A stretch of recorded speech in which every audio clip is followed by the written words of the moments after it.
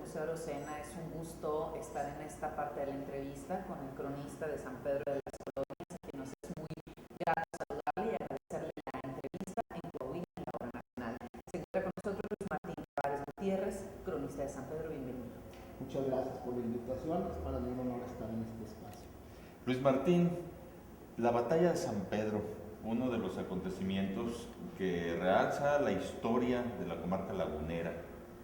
Tú que tienes la información prácticamente de primera mano, ¿cómo sucede? ¿Cómo comienza? ¿De dónde viene la batalla de San Pedro? ¿En qué momento de la revolución acontece? Mira, la batalla de San Pedro forma parte de las grandes batallas de la División del Norte, como titula un libro don Adrián Aguirre Benavides y su hermano Luis. Esta batalla se da en el contexto de la lucha contra la usurpación huertista. La campaña empieza en el estado de Chihuahua, empieza lo fuerte, van avanzando hacia el sur viniendo del norte de la República hacia la comarca lagunera. Como sabemos, se da primero un fuerte enfrentamiento en Gómez Palacio Durango, luego se da la toma de Torreón, los combates de finales del mes de marzo que culminan en los primeros días de abril. Lo que sucede es que en la batalla de Torreón las fuerzas federales no fueron completamente derrotadas.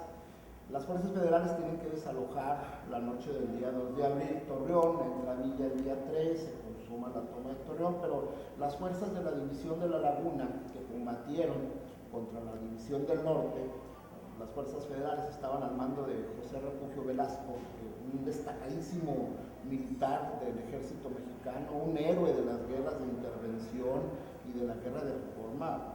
Era de lo mejor, en general, de lo mejor de aquel ejército antiguo mexicano. Ellos se tienen que replegar y desalojan Torreón rumbo a la hacienda de la Soledad, en el municipio de Viesca.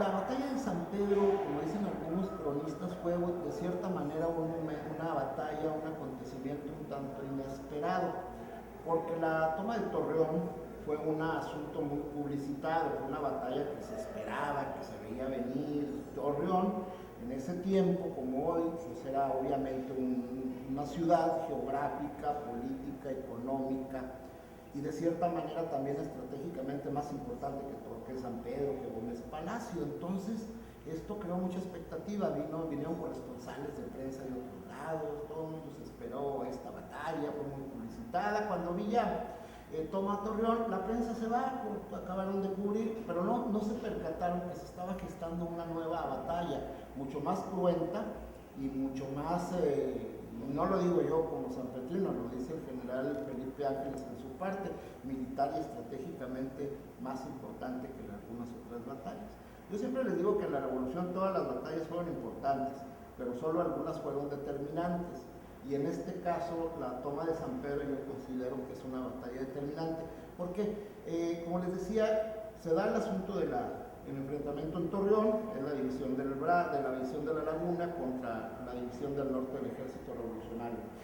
En esos días, cuando se está llevando a cabo los preparativos para la toma de Torreón, cuando se están iniciando los combates del norte de la República, de Nuevo León y del estado de Tamaulipas, se dirigen a reforzar las fuerzas federales que estaban acantonadas en Torreón, dos divisiones del ejército federal con parte de lo mejor del ejército huertista. Una era la división del Bravo, que venía de Tamaulipas, de Ciudad Victoria, y otra era la división del norte del ejército federal, que venía de Monterrey. Entre las dos divisiones sumaban más de 6,000 elementos. Ellos venían por la vía a reforzar a Refugio Velasco. Cuando Villa se da cuenta a finales del mes de marzo, del 14, que vienen estos convoys por la vía, manda a un escuadrón de su gente a que destruya la vía. Por cierto, ese grupo de revolucionarios que destruyen la vía que viene de Monterrey a Torreón van bajo el mando de un sanpetrino, que en ese tiempo todavía era coronel, el coronel Toribio de los Santos, que fue maderista, presidente municipal de San Pedro, uno de los primeros que participa con Madero en la primera etapa de la revolución. Bueno, Toribio de los Santos destruye entre lo que era el antiguo rancho de Chávez, hoy Ciudad Francisco y Madero, y lo que llamamos hoy Estación Gregorio García, destruye 5 o 6 kilómetros de vía.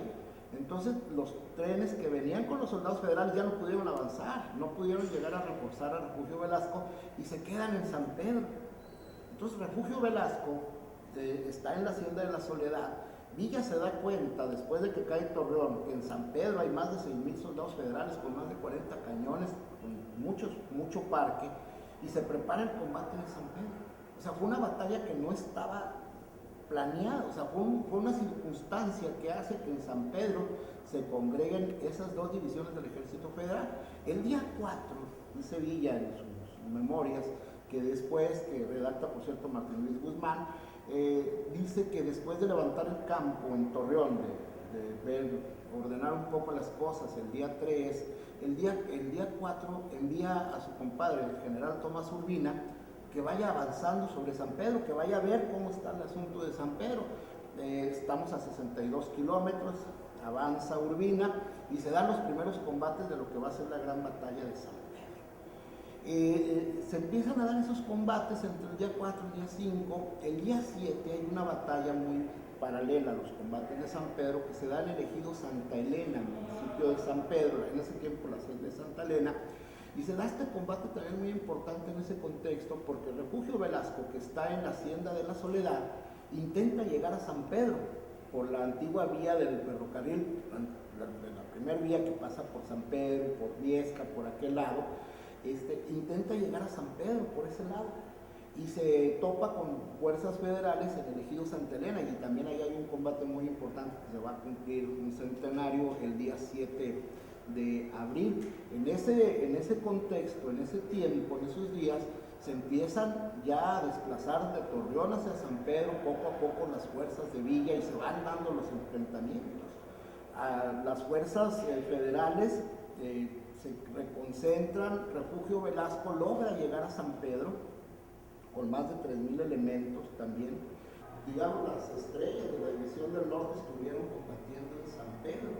El día 10 empieza lo fuerte de la batalla.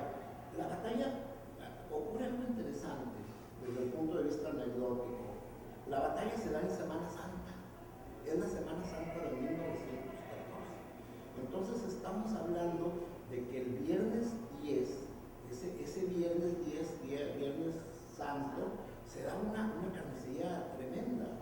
Inclusive el mismo general Lando Almazán, como les digo, los federales que estaban en el municipio de Viesca llegan a San Pedro entre la noche del 10, del 9 de la mañana del 10, llega y en su memoria Sandro dice que el San Pedro que él conoció ya no es el mismo, ¿verdad? Que eso pues esto fue una carnicería, un verdadero Viernes Santo en San Pedro de las Colonias, porque estamos hablando que ya estaba toda la artillería federal, contra toda la artillería de la División del Norte. Hablamos de una batería de 30 a 40 cañones federales contra 30 a 40 cañones de la División del Norte. Estaban muy parejas las fuerzas entonces. Sí, el general Federico Cervantes dice en su libro Francisco Villa, La Revolución Mexicana, que a pesar de lo esforzada y lo valiosa que fue la toma de Torreón, no fue una victoria completa de la División del Norte, porque por las circunstancias que se dio, que las fuerzas federales se reconcentraron en San Pedro, y dice que en San Pedro fue una batalla campal entre más de 10,000 villistas contra más de 10,000 soldados federales. Entonces fue una batalla de improvisación. No, fue una batalla de movimientos, una batalla de cargas, de asedio, de cerco, de asedio. Fue una batalla, porque mira, la batalla de Torreón se da en un contexto geográfico de que las baterías federales estaban en los cerros, ¿verdad? Estaban tirando desde el Cerro de la Pila hasta los cerros aquí de Torreón, y en San Pedro estamos hablando de que fue en un llano. O sea, hubo cargas de caballería, hubo asedio hubo bombardeos muy fuertes por parte de las baterías de Felipe Ángeles. San Pedro está a punto de caer el día 10. Y de hecho los planes de Villa era que cayera el día 10, pero se le acaba el parque, dicen las crónicas, al general Felipe Ángeles, no calcula y tiene que retirar la artillería. La artillería estaba colocada del lado del Panteón, en San Pedro de las Colonias, que es un área un poco más elevada a comparación del área del centro del poblado, entonces poblado de San Pedro. Entonces le acaba el parque y tiene que retirarse, tienen que reconcentrarse las fuerzas. El sábado de gloria siguen los combates y el domingo se da una tregua, el domingo de resurrección. Es una tregua no pactada, de repente dejan de atacarse, por ser domingo de resurrección, la fe de nuestro pueblo es notable. Las crónicas dicen que ese día lo aprovechó la gente para salir de sus escondites, porque te quiero comentar de que San Pedro de las Colonias en ese tiempo era una villa de entre 5 y 6 mil habitantes aproximadamente. Entonces, antes de que empiecen los combates, las autoridades federales permitieron a la población que saliera, el que quisiera, la población civil. Muchos se fueron al paraje que conocemos hoy rumbo a Cuatro Ciénegas como el puerto de Ventanillas, que es el mismo lugar a donde se fueron los sanpetrinos cuando la inundación del 68, una parte alta. La mayor parte de la población se va, pero muchos se quedan. A mí me comenta don José Manuel Martínez Romero, sanpetrino también estudioso de estos asuntos, que ese domingo la gente salió de sus escondites. En su caso, sus abuelos se habían escondido en una noria que tenían en un pozo de agua, en una noria que tenían en su casa, también acondicionado, y ahí se la pasaron durante los bombardeos. Entonces dice que aprovecharon para salir ese día, y como cuestión anecdótica cuentan que salen y ven un marranito, un cerdo, que estaba muerto por la metralla, no sé qué, lo vieron, lo destazaron y lo hicieron carnitas. En ese momento le hicieron chicharrones, ¿verdad? Luego dice que su abuelito le comentaba que tuvieron problemas intestinales, pero estamos hablando que la población, como dice en su parte Francisco Villa, fueron 10 días de combate, sufrieron hambre, sufrieron necesidad, o sea, tuvieron muchos problemas. Era un verdadero sitio. Sí, fue un sitio, fue un asedio, fue un sitio con cargas de caballería impresionantes, porque estamos hablando de lo mejor del ejército huertista. Algunas personas dicen que San Pedro fue más importante porque en San Pedro, desde el punto de vista militar, Zacatecas fue muy sangriento, pero estamos hablando de que en Zacatecas la división del norte de Francisco Villa, una división muy experimentada, se enfrentó contra un ejército federal integrado en su mayoría por soldados de reciente leva. Era gente apenas incorporados a la fuerza del ejército federal. Y en San Pedro no, estamos hablando de que en San Pedro van soldados profesionales con mucha experiencia en el mando de 16 generales. Se contabilizan 16 generales del ejército federal que mandan las tropas, que después, cuando llega Refugio Velasco a San Pedro, asume el mando general de la operación. Cuando Velasco es herido, el mando lo asume García Diego. Y después de la tregua que te comento del día de resurrección de ese domingo, al caer la tarde, cuentan las crónicas, los partes militares, se continúa el bombardeo, se deja ahí la división del norte con todo, lo que es la noche, madrugada del domingo, lunes. El lunes se generalizan los combates y el lunes 13 de abril de 1914, las fuerzas federales en la tarde-noche empiezan a desalojar San Pedro. Y es cuando se da la anécdota de que antes de salir de la población, las fuerzas federales queman todas las casas de los Madero, porque era un odio que sentían contra los Madero las fuerzas huertistas, la cuestión contra Madero, una venganza. A esas horas ya la población, muchos de los pobladores de San Pedro que se habían quedado, empiezan a dispararle a los soldados federales, los mismos sanpetrinos. Y se da ahí un asunto muy particular, porque están atacando a los villistas, la población está atacando ya a los federales huertistas, estos salen en desbandada y prácticamente quemaron gran parte de la población de San Pedro. Comentaba yo el asunto de Andrew Almazán. Es interesante porque en sus memorias Andrew Almazán comenta que él era el jefe de la plaza en San Pedro antes de la toma de San Pedro, antes de las batallas de San Pedro, cuando viene avanzando la división del norte hacia la laguna. Él estaba destacamentado en San Pedro de las Colonias. Él, desde diciembre de 1913, fue nombrado jefe militar de la plaza de San Pedro. Y hay una anécdota interesante que rescata la licenciada Josefina Muguel de las memorias de Andrew, de que San Pedro estuvo a punto de ser elevada a rango de ciudad bajo el gobierno huertista. Andrew Almazán dice que cuando llega a San Pedro encuentra una población muy alegre, muy próspera.